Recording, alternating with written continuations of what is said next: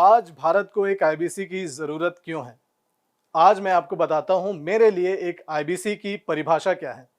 नमस्कार, मेरा नाम है भूपेंद्र साहू, आईबीसी ऑफ बड़ा बिजनेस प्राइवेट लिमिटेड।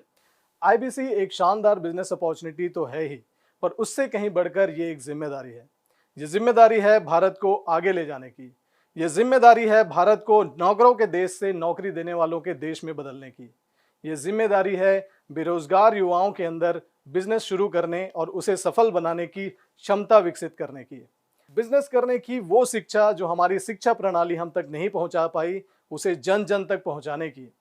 ये जिम्मेदारी है 125 करोड़ भारतीयों के इस देश को फिर से विश्व का सर्वश्रेष्ठ देश बनाने की।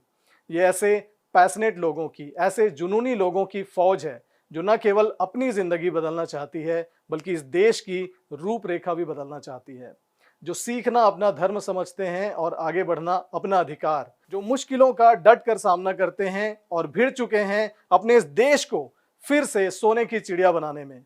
ये टीम है ऐसे जुनूनी लोगों की।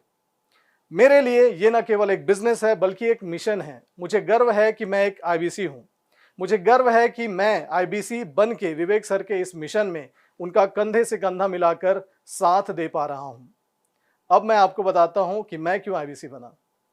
मैं छत्तीसगढ़ के एक बहुत ही छोटे से ट्राइबल गांव का रहने वाला हूं, जहां शायद मैं ही पहला शख्स था जिसने मैनेजमेंट की यानी कि बिजनेस की पढ़ाई की। एमबीए करने के बाद मैं देखता था कि मेरे आसपास कई ऐसे लोग थे जो बिजनेस कर तो रहे थे लेकिन इफेक्टिवली नहीं। ऐसे बहुत से लोग थे जो बिजनेस करने के फंडामेंटल्स नहीं समझते थे, बिजनेस शुरू कर लेते थे पर उनका बिजनेस फेल हो जाता था। ऐसे में मेरे मन में एक सवाल आया कि बिजनेस करने की जो इतनी महंगी पढ़ाई, जो इतनी महंगी शिक्षा मैंने ली है, उसे लोगों तक कैसे पहुंचाऊं। और तभी मुझे डॉक्टर विवेक बिंद्रा जी के इस मिशन के बारे में पता चला और तब से मैं उनके साथ इस मिशन में एक फौजी की तरह, एक मिशनरी की तरह भिड़ चुका हूं। और अब बारी है आपकी।